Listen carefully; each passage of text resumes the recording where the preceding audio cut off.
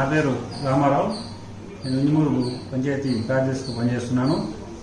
ప్రస్తుత పరిస్థితుల్లో ఈ లేఅవుట్ల మీద చాలా ఇబ్బందికరంగా ఉంది.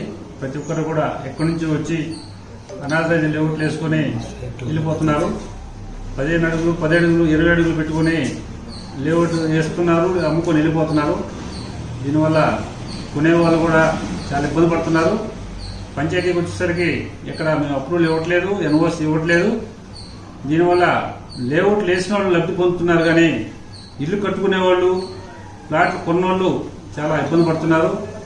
కావున లేఅవుట్లు వేసే ప్రతి ఒక్కరు కూడా నుడా ద్వారా మీరు పర్మిషన్ తీసుకుని, గవర్నమెంట్ అయితే ఏ రూల్స్ ఇచ్చిందో 33 అడుగులు 40 అడుగులు రోడ్లు వేసి పంచాయతీ 10% వదిలిపెట్టి ఫ్యూచర్లో మనం కనీసం ఒక బోర్ వేసుకోవాలన్నా, ఒక పబ్లిక్ ఏదైనా ఒక స్తంభం వేయాలన్నా, ఒక డ్రైనేజ్ సిస్టమ్ ఏర్పాటు చేయాలన్నా కూడా చాలా ఇబ్బందికరంగా ఉంది.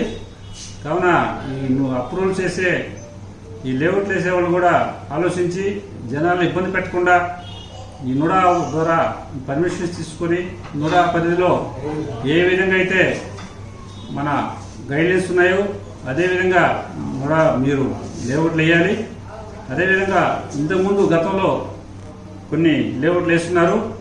అటువంటి వారికి గవర్నమెంట్ వారు మంచి ఒక సదావకాశం ఇచ్చినారు. ఇప్పుడు ప్రస్తుతం అది నా GO number 134 date 26/4/2025 LRS scheme ద్వారా ఎవరైతే మనం ఫ్లాట్లు కొనుక్కున్న వాళ్ళు కావచ్చు, తర్వాత లేఅవుట్ ఓనర్లు కావచ్చు, ఈ ఎల్ఆర్ఎస్ ద్వారా అప్లై చేసుకొని మనకి 26/7/2025 నుండి 90 రోజుల్లోపు ఎవరైతే ఎల్ఆర్ఎస్ ద్వారా అప్లై చేసుకుంటారో వాళ్ళకి 50% డిస్కౌంట్ తోటి గవర్నమెంట్ వారు మంచి సదవకాశం ఇస్తున్నారు.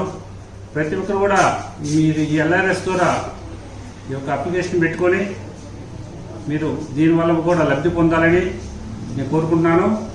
పర్మిషన్ లేని లేఅవుట్లకి గ్రామ పంచాయతీ తరఫున ఎటువంటి ఎన్ఓసి కానీ ఎటువంటి పర్మిషన్స్ కానీ ఇవ్వము.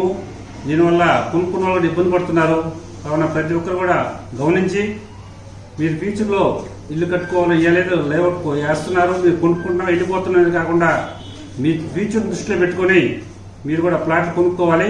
దాన్ని